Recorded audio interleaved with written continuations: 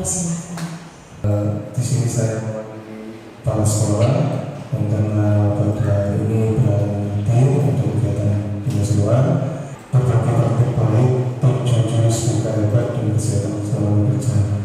Harapan saya semoga dengan adanya kegiatan ini bisa menambah pengalaman dan juga menambah inspirasi bagi kita semua, dan juga yang paling terpenting semoga kegiatan kolaborasi seperti ini sering-sering dilakukan, karena pastinya dengan kolaborasi yang terus tumbuh di antara kita akan mempererat persaudaraan kita, dan yang terpenting itu ini yang kita dapat seperti itu. Mungkin itu saja sambutan dari saya, nanti akan lebih jelasnya akan dijelaskan oleh para pemateri yang ada. Baiklah, untuk selanjutnya pemateri terakhir kita yaitu Ibu Leni Setio Ari Ardianti SSI yang akan memaparkan mengenai digitalisasi kesehatan keselamatan kerja di SMA Negeri Sarimati. Waktu dan tempat kami persilahkan. Oke, alhamdulillah durasinya agak panjang jadi MC-nya grogi. Alhamdulillah, terima kasih atas kesempatannya. Assalamualaikum warahmatullahi wabarakatuh.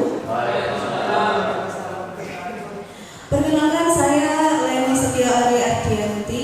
Saya dari SMA Negeri 1 Melati. Perwakilan dari Teknik Laboratorium wilayah Gresik. Jadi teman-teman bisa saya sampaikan hasil dari pelaksanaan selama 5 hari itu banyak hal sebenarnya yang diajarkan kepada kami sebagai laboran. Namun dalam pelaksanaannya memang tidak bisa seluruhnya saya paparkan di sini. Mungkin hanya poin utamanya saja, begitu ya Bapak Ibu. Selain itu, kami diminta untuk melaksanakan evaluasi terkait lingkungan kerja yang ada. Nah, dalam lingkungan kerja itu hasil evaluasinya menghasilkan satu proyek rencana kerja. Begitu. Target yang saya pilih di sini adalah secara struktural, baik itu laboratorium, kepala lab dan juga kepala sekolah. Kemudian ada juga siswa sebagai sasaran selanjutnya. Begitu ya Bapak Ibu. Untuk laboratorium saya memilihnya kenapa K3, karena pada dasarnya di lab kami itu secara administrasi ternyata alhamdulillah sudah baik. Apa yang dipaparkan itu sudah ada dalam laporan berkala setiap semester dan setiap tahun. Oleh karena itu, program yang masih belum tersentuh butuh untuk sentuhan lebih jauh itu ada dari K3. Oleh karena itu nanti ada beberapa strategi yang saya pilih juga. Sebentar, sepertinya saya butuh suasana yang ceria, jadi saya mau sedikit berpantun. Boleh? Boleh berpantun. Jalan-jalan ke kota Blitar, beli tahu sambil tertawa. Soalnya mek tahu tok sing ditunggu. Kalau hatimu lagi gundah, baca pantun langsung ceria.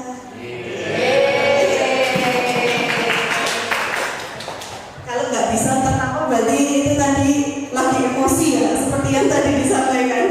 Lagi emosi hal lain yang nggak bisa nampak gitu kan. Oke, kita lanjutkan dari BPGTK itu menyampaikan terkait dari tugas laboratorium. Laboran ini kemarin kita melaksanakan pelatihan ternyata sangat acak atau kompleks. Jadi kita selama pelatihan bertemu dengan laboran komputer, laboran sains, laboran SLB, laboran SMK, laboran SMP. Jadi sangat kompleks di mana wilayahnya itu luasnya luar biasa. Jadi dari pelatihan kemarin itu dipaparkan kita diminta untuk menjuruskan kepada area sains dan teknologi. Karena yang lebih banyak adalah laboran sains dan laboran komputer. Mengapa demikian? Karena setelah kita cross check di lapangan itu banyak sekali sekolah yang masih tidak punya lab dan tidak punya laboran, begitu. Jadi kesulitannya sangat luar biasa kalau labnya sudah tidak ada, laborannya tidak ada, maka sekolah itu tidak bisa berjalan sinergis dengan pendidikan bermutu, begitu. Pendidikan bermutu itu kan bagaimana kita memfasilitasi siswa untuk kreatif, inovatif, sampai dia itu merasa nyaman untuk belajar, sehingga refleksinya kemudian hari siswa bisa mengaplikasikan dalam dunia nyata secara jelas, begitu. Oke, begitu. Dari Bapak Ibu yang di laboratorium juga menyampaikan ada beberapa kesulitan terkait dari kelengkapan alat lab, ruang lab, dan lain sebagainya. Oleh karena itu, yang difokuskan utamanya pertama itu adalah dari tenaga laboran itu sendiri. Bagaimana tenaga laboran itu harus jadi laboran yang aktif. Aktif itu seperti apa? Aktif itu bukan berarti kita harus mengajar di depan siswa.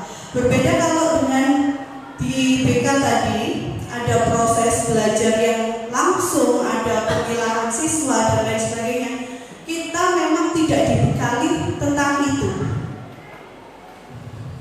Kita hanya dibekali secara global saja. Lah bagaimana kita membantu guru dalam pelaksanaan belajar supaya praktikumnya lebih nyaman adalah secara administrasi, pengelolaan, dan juga pelaporan.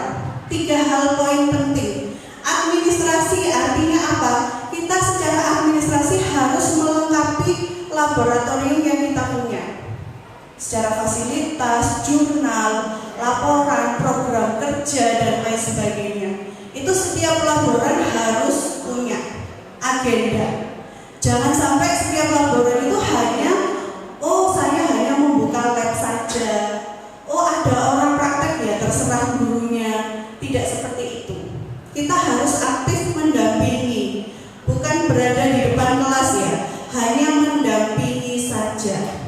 Jadi untuk setiap laboran itu punya perjanjian khusus dengan siswa maupun dengan guru biasanya dalam pelaksanaannya seberapa besar peran kita.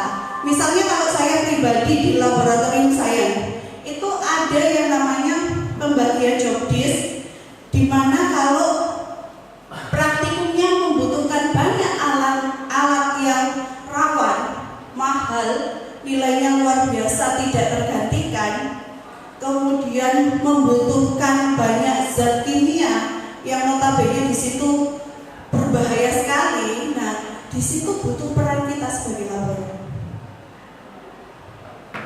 Bagaimana kita mendampingi supaya kecelakaan kerja itu tidak sampai terjadi. Upaya pencegahan itu yang paling utama. Nah, dari situ kemudian kita pahami ternyata tugas laboran itu kompleks ya. Mulai dari administrasi persiapan, pengelolaan, dan juga pelaporan. Kalau guru melaporkan nilai, kita juga harus melaporkan hasil dari pekerjaan kita. Berupa apa? Bukti pelaksanaan, bukti pemakaian alat. Jadi ada jurnalnya sendiri-sendiri. Begitu. Semua punya jurnal laporan, punya foto. Kalau di sains ada juga LKPD. Makanya itu sering terjadi kita meminta untuk LKPD karena itu sebagai laporan kinerja kita. Dan untuk target evaluasi berikutnya dari hasil LKPD itu ada laporan praktikum dari siswa, ada saran tindak lanjut, ada kebutuhan yang belum diterimakan, misalnya butuh hal apa begitu. Seperti itu.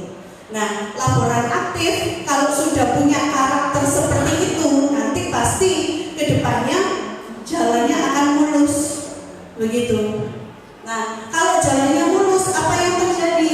Yang terjadi adalah siswa itu semakin kritis, semakin kreatif, semakin kolaboratif, begitu.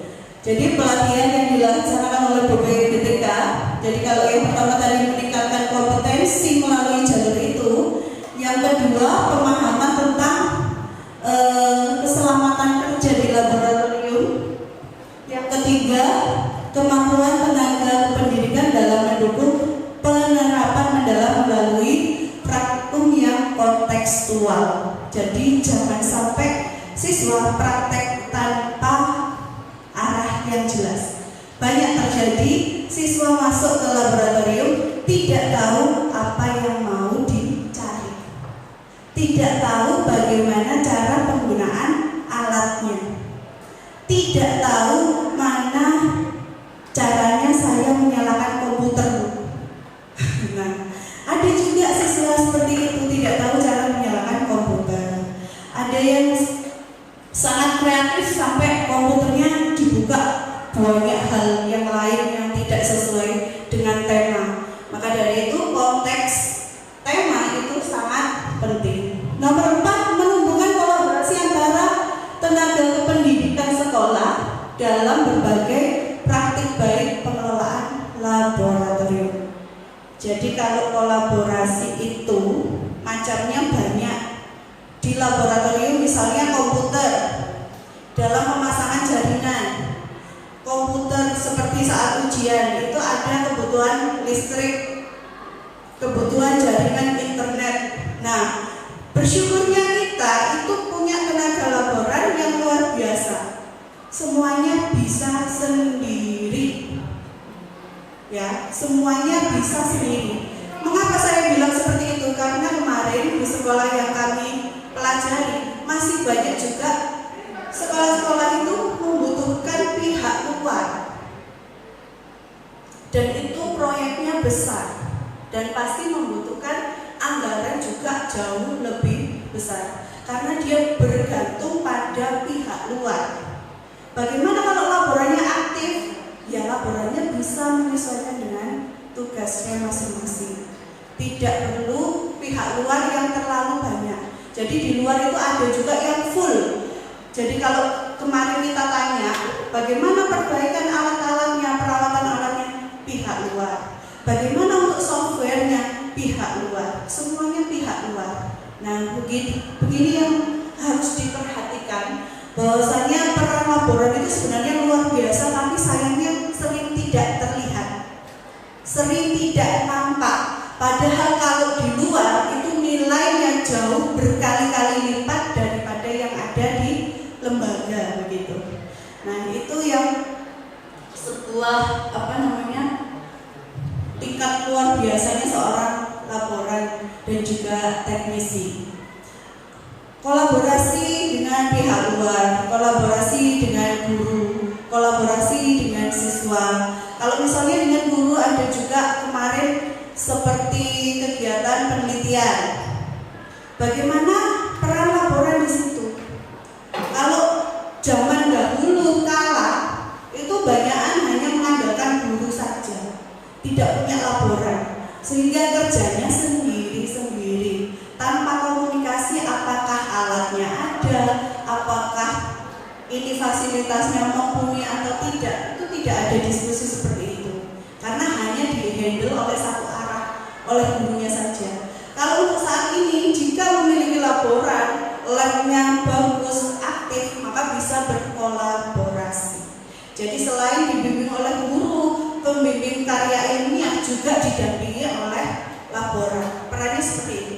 Kemudian ada juga pengelolaan limbah. Kalau dalam sains itu banyak limbahnya, kimia yang tidak bisa kita buang sembarangan. Itu kita butuh DLH untuk pembuangan. Nah, itu juga nilainya sangat tinggi kalau kita memanggil dari pihak DLH.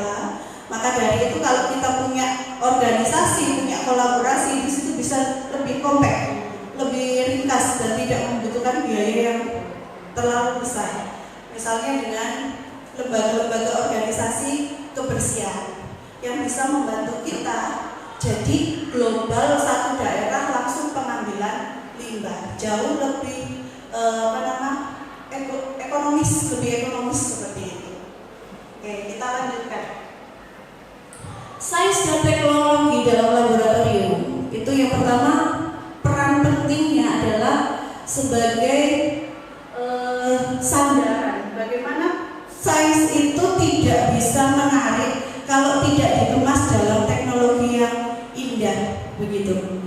Kemudian kesehatan dan juga keselamatan kerja itu juga sebagai aktivitas yang ternyata dalam riset itu impactnya luar biasa. Impactnya luar biasa tapi jarang diperhatikan. Jadi ketika ada kecelakaan kerja, rata-rata siswa itu banyak bertanya karena mereka tidak punya bekal pelatihan K3. Begitupun dengan gurunya atau laborannya. Sama, jika tidak memiliki bekal, maka mereka akan banyak bertanya, banyak panik, sehingga masalah itu tidak tersampaikan dengan solusi yang baik. K3 dalam laboratorium itu kenapa sih dia harus ada? Supaya aman, sehat dan juga produktif. Lanjut, peran teknologinya. Nah, yang kita pilih untuk saat ini itu adalah dengan barcode safety namanya. Program yang saya pilih itu adalah barcode safety. Bagaimana kalau kita dalam praktikum itu ada yang namanya prosedur praktek yang memang wajib disampaikan kepada siswa, disosialisasikan kepada siswa. Begitu juga K3 punya sistem yang harus diajarkan atau disosialisasikan. Nah, barcode ini adalah sebagai upaya mempercepat sosialisasi.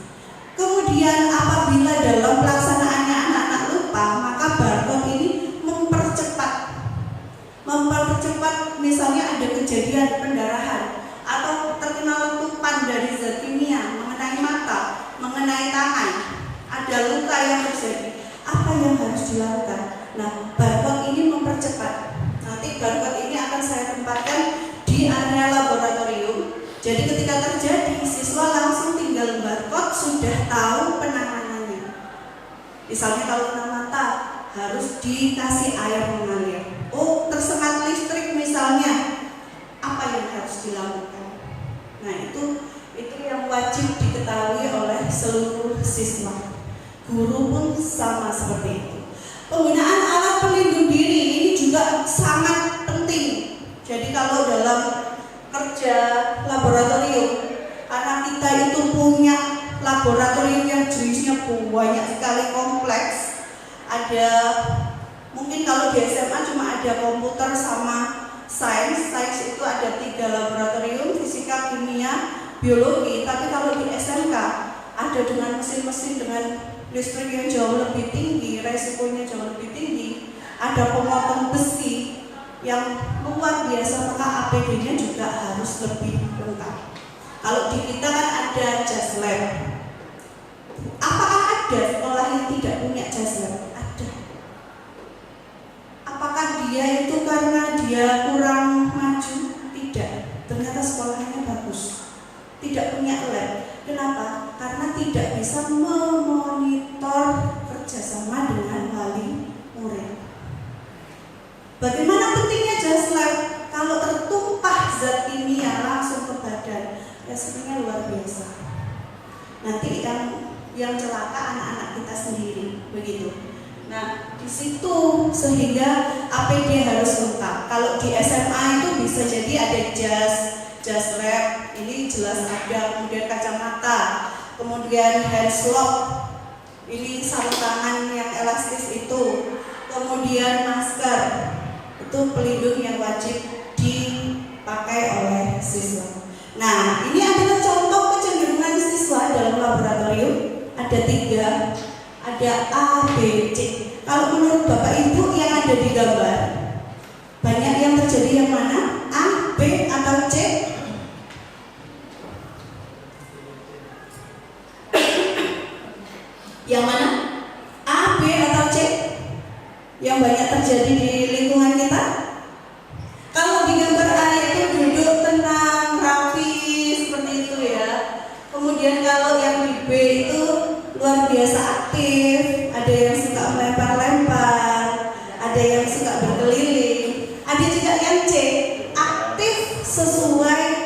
kelompoknya masing-masing.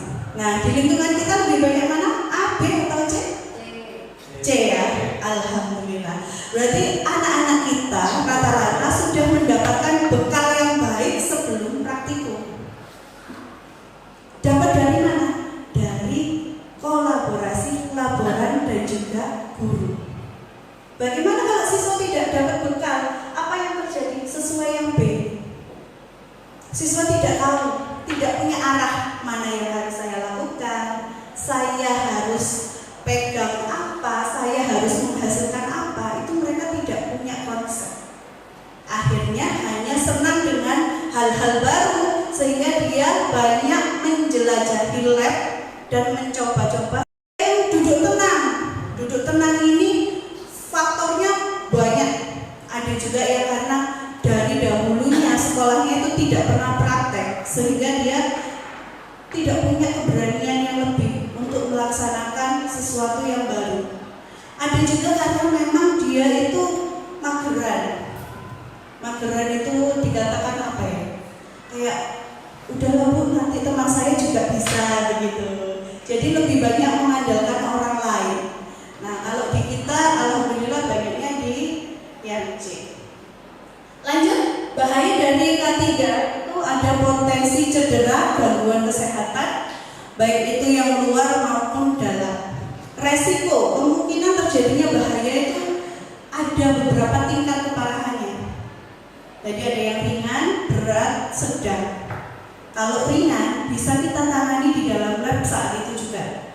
Kalau sedang bisa juga kita tangani dibantu dengan alat-alat kesehatan yang lebih lengkap. Ada juga yang berat, itu nanti kita arahkan kolaborasi dengan UKS, kemudian kita bawa ke rumah sakit terdekat. Begitu.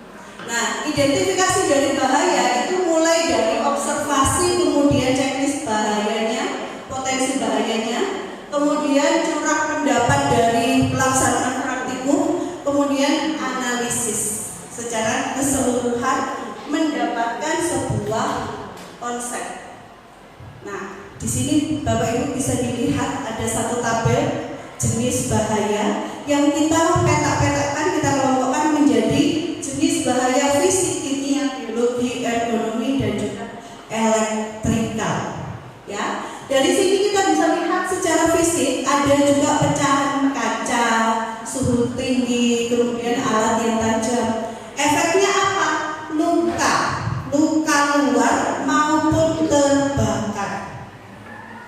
Ya, jadi banyak juga kejadian misalnya penggunaan spiritus, kemudian dia sangat aktif tersenggol, tumpah, terbakar.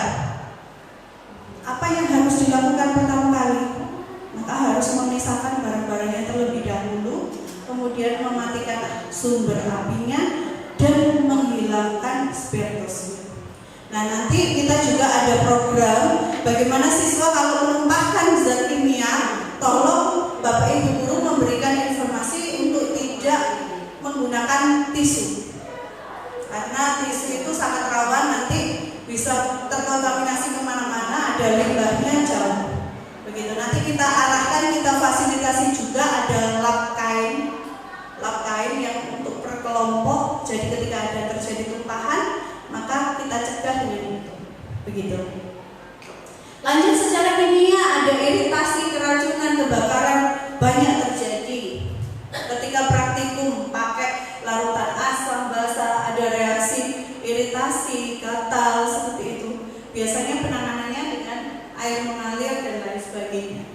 Kemudian ada infeksi, alergi, pegal, cedera punggung, ini biasanya jarang terjadi ya, tapi ada juga kejadian seperti itu. Ada juga tersetrum atau konslet listrik. Nah, ini biasanya di fisika ada praktikum listrik yang jaringannya banyak, komputer juga begitu, saking aktifnya. Nah, itu bisa terjadi konslet karena menyandung kabel atau lain sebagainya. Kita lanjut ke poin berikutnya. Barcode K3 dari Laboratorium SMA Negeri 1 Pengadi.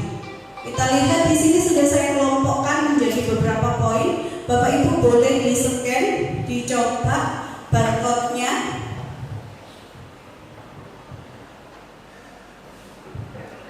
Oke, di sini ada barcode fasilitas K3. Jadi pengenalan untuk sosialisasi kepada siswa. Ada fasilitas K3, kemudian jalur evakuasi, sanitasi, pertolongan pertama, kemudian pembuangan limbah, simbol bahaya, pos K3, dan pencegahan penanggulangan keadaan darurat. Nah, bagaimana dalam pelaksanaannya setelah evaluasi menyeluruh, kita harus menyusun pos prosedur operasional, kemudian menghasilkan beberapa poin yang harus kita rancang secara singkat biar bisa dicapai oleh siswa dan dipahami oleh siswa lebih mudah. Bisa Bapak Ibu? Kita akses. Oh, semua kita akses.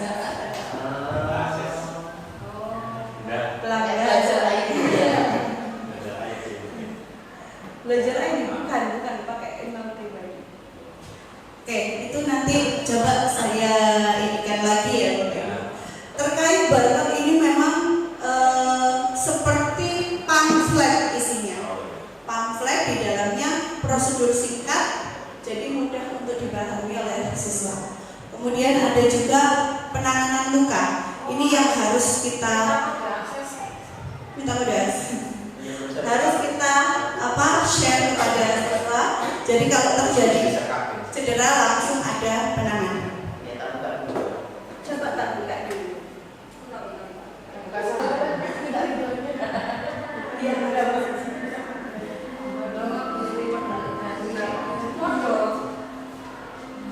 Oke, sambil membuka aksesnya, jadi barcode ini akan mempermudah kegiatan siswa dalam penanganan. Lanjut untuk jalur evakuasi, ini yang saya buat secara sangat singkat. Alur evakuasi terjadinya kecelakaan atau terjadinya sebuah bencana. Di sini saya buat dengan tanda merah. Bagaimana lab kita di sini ada punya pintu keluar 2, kemudian ada di sini pintu penghubung ruang laporan dan juga ruang persiapan dan ruang alat. Ada pintu keluar lagi. Jadi itu untuk jalur evakuasinya. Dan lokasi pembuangan limbah ini yang belum pernah ada. Jadi selama ini kita hanya kebanyakan membuang ke selokan karena berpikir bahwa limbahnya hanya sedikit, tidak akan berimbas kepada apapun. Padahal kita dekat dengan lingkungan warga. Nah, ini kalau kita semakin aktif labnya, laporannya aktif, gurunya aktif, siswanya aktif, prakteknya banyak, penelitiannya banyak, dilakukan terus-menerus akan sangat bahaya. Jadi penanganan yang saya pilih itu nanti saya punya rencana bank limbah. Bank limbah itu kita punya drigen-drigen. Nanti ini kita tempatkan di luar ruangan lab yang pasti, di dekat toilet, di mana dia posisinya jauh lebih tinggi. Kemudian di bank limbah zat kimia itu ada limbah netral, limbah basah dan limbah asam. Jadi kita kelompokkan, nanti kita tampung di kelas, nanti dibantu oleh laporan. Untuk pembuangannya kita pisah asam dan basah. Kemudian nanti akan kita netralkan sehingga layak untuk langsung dibuang ke pengairan begitu. Atau kita tanam di tanah. Untuk tempatnya seperti sesuai desain, ini lab kita misalnya lab biologi, di belakang itu ada toilet 2, area merah itu yang nanti kita tempatkan sebagai tempat bank sampahnya. Oke, kita lanjut closing statement. Penerapan K3 di laboratorium sangat penting mencegah kecelakaan kerja dan gunakan APD. Pastinya kita juga harus mengikuti prosedur operasional dalam keadaan darurat. Budayakan keselamatan sebagai tanggung jawab bersama.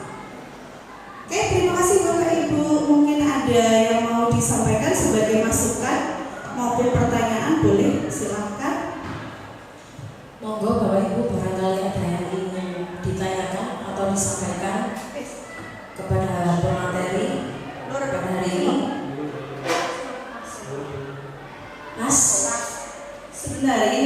sudah kita buka di kecelakaan bahan kimia dan juga sirkulasi stok. Boleh dicoba Bapak Ibu.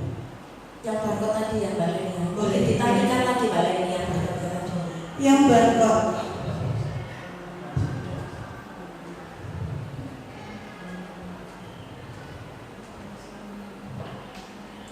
Bahan kimia dan juga sirkulasi stok.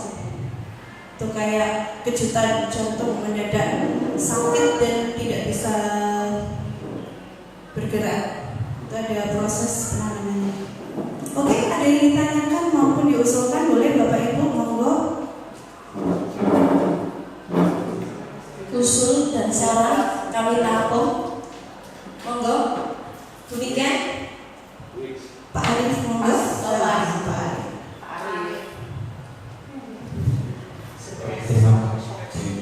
Terima kasih. Assalamualaikum warahmatullahi wabarakatuh. Waalaikumsalam warahmatullahi wabarakatuh.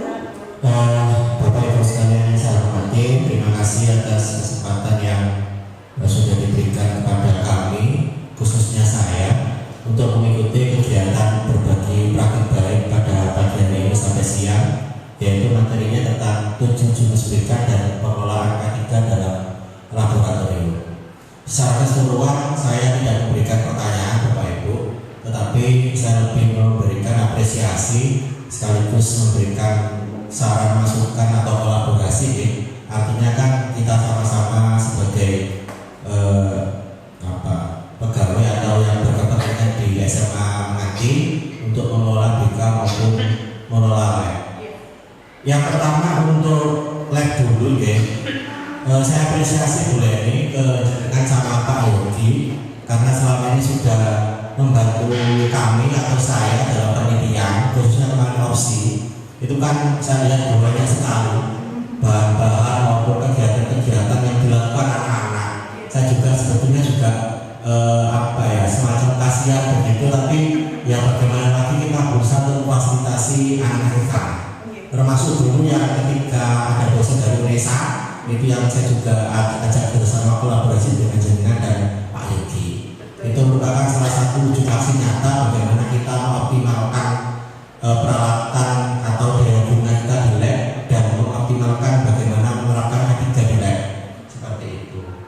Kemudian untuk materi K3 ini sudah sangat banyak sekali, baik saya maupun Bapak Ibu guru yang lain mungkin bisa mendapatkan informasi yang baru terkait dengan pengelolaan K3 yang baik, berikut gambaran-gambaran dari sekolah lain. Sehingga patutnya kita bersyukur karena di SMA Ngati kita sudah tanda kutip punya semuanya. Tinggal kita maksimalkan seperti itu, baik dari guru maupun dari teknik dan dari siswanya. Kemudian berikutnya aplikatif, memang secara teoritis saya kira sudah clear. Secara aplikatif mungkin kita terus berbenah diri, terus melengkapi apa yang kurang di lab maupun dalam pelaksanaan laboratorium. Termasuk untuk K3 sendiri mungkin ya bila ini saja sebaiknya sedikit demi sedikit kita pasang alat peraga untuk K3, apakah himbauan atau poster ataukah apa lain dan sebagainya. Nah itu nanti ya, secara bertahap. Kemudian kita sebagai guru juga masih membantu dan mengingatkan siswa seperti itu, sehingga nanti klop apa yang disampaikan dan bisa dilihat oleh siswa. Oh ternyata ini loh lembaga seperti ini. Oh ini loh alat ini yang tidak baik untuk dilakukan seperti itu, ataupun kegiatan-kegiatan yang tanda kutip tidak perlu dilakukan di lab seperti itu. Kemudian memang perlu kita sampaikan berulang kali ke anak-anak, termasuk saya sendiri, selalu menyampaikan dan terus berefleksi diri mana hal yang mungkin kurang ataupun mana hal yang perlu ditingkatkan dalam pelaksanaan laboratorium. Saya kira guru sains ataupun guru TK lain juga seperti itu dan saling berkolaborasi sehingga nanti semakin sempurna ketika melaksanakan laboratorium maupun penelitian, baik di lab sains maupun di lab komputer seperti itu. Dan memang yang terakhir kita perlu komitmen bersama antara guru sains, kemudian lab maupun dari stakeholder terkait untuk mengoptimalkan lagi sehingga nanti pendidikan bermutu ataupun tujuan pembelajaran kita rencanakan bisa tercapai. Itu untuk lab ya. Baik, semua.